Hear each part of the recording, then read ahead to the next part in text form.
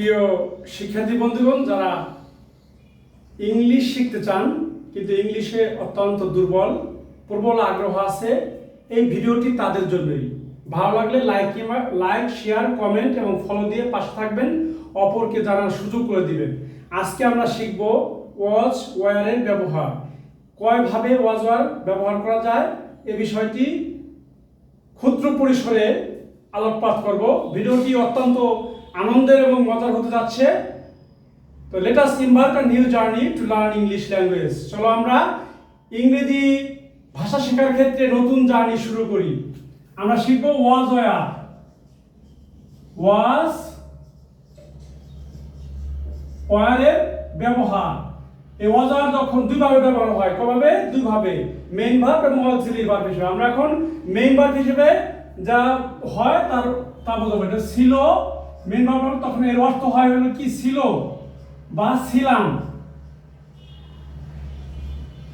ছিল বা ছিলাম। তো পার্সন কয় প্রকার? ফার্স্ট পার্সন আই, সিঙ্গুলার এটা plural we, second person you,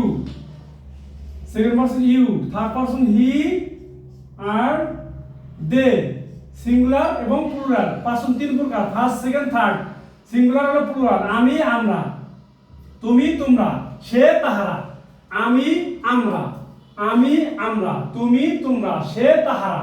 I we you he দে। যদি আপনাকে ইংরেজি শিখতে মনে চায়, প্রবল আগ্রহ আছে, তবে আপনি এই পার্সনগুলি সম্পর্কে জানতে হবে। তাহলে আমরা পার্সন সম্পর্কে জানলাম। এখন ওয়াজের ব্যবহার শিখি। I was a teacher.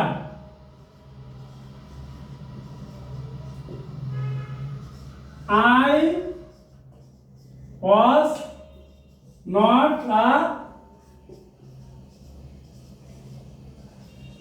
was not a teacher.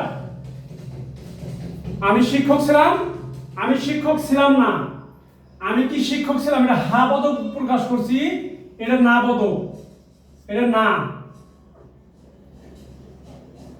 এখন আমরা প্রশ্ন করব। প্রশ্ন করলে ওয়াজ আগে এসে পড়বে। ওয়াজ আই আ টিচার, আর এটা প্রশ্ন না।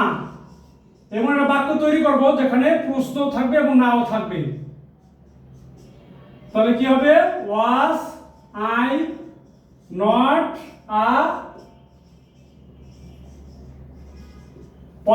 a teacher. আমি কি শিক্ষক ছিলাম না? এখন এখানে হলো কটা? চারটা। আর দুটো বাক্য আছে। ডব্লিউএস কোশ্চেন হলো যে সকল ওয়ার্ডের শুরুতে ডব্লিউএস থাকে, যেমন হোয়াট, হুইচ, ওয়েন, হুম ইত্যাদি। তাহলে এখানে WS question, what was I, what was I, what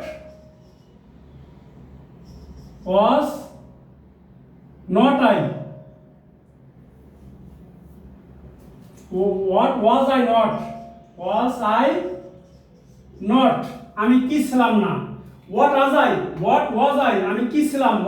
what was I not, আমি কি ছিলাম না। তো একটি বাক্য দিয়ে এই ছয়টা হয়। তাহলে এটাতে ছয়টা হলে এটাতে ছয়টা, উই দিয়ে ছয়টা হবে, ইউ দিয়ে, তুমি দিয়ে ছয়টা, তোমরা দিয়ে ছয়টা, হি দিয়ে ছয়টা, দে দিয়ে ছয়টা। এভাবে এই আপনার 36টা বাক্য হলো। তারপরে এই গেল এই ওয়াজের মেইন ভার্ব হিসেবে যত প্রকার আছে বাংলাদেশে, যত প্রকারের আছে। হ্যাঁ, ওয়াজের ব্যবহার এইভাবে। আমি বালক ছিলাম, দেখেন, I was a boy. I was not a boy, আমি বালক ছিলাম না। I was young, আমি ছিলাম যুবক। I was not a young, আমি তখন যুবক ছিলাম না। তো what was I, আমি কি ছিলাম। এই হলো আপনার মেইন ভার্ব হিসেবে was এর যত প্রকার ব্যবহার আছে, এটার মধ্যে সব সীমাবদ্ধ। এই was এর করা শিখলেই আপনি সব was এর ব্যবহার শিখে ফেললেন। এরপরে আমরা কি শিখব? এরপরে শিখব হলো এই যে was যখন আপনার ই হিসাবে ব্যবহার হয়,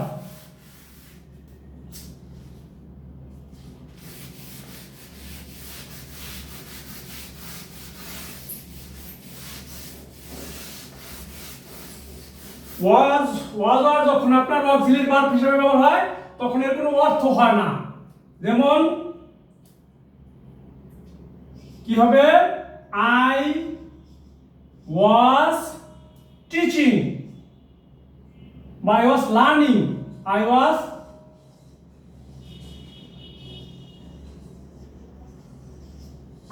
learning English.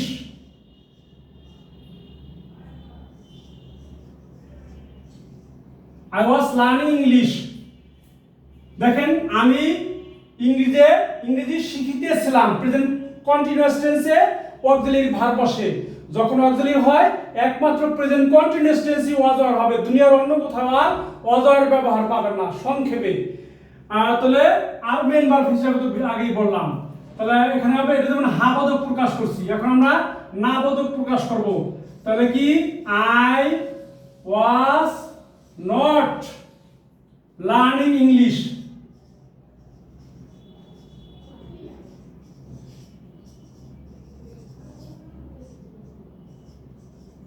I was not learning English. এখন এটা আবার প্রশ্ন করব, প্রশ্ন was আগে এসে পড়বে। প্রশ্ন করার সময় was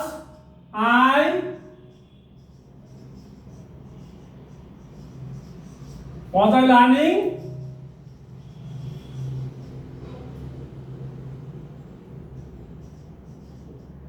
or was I not learning English?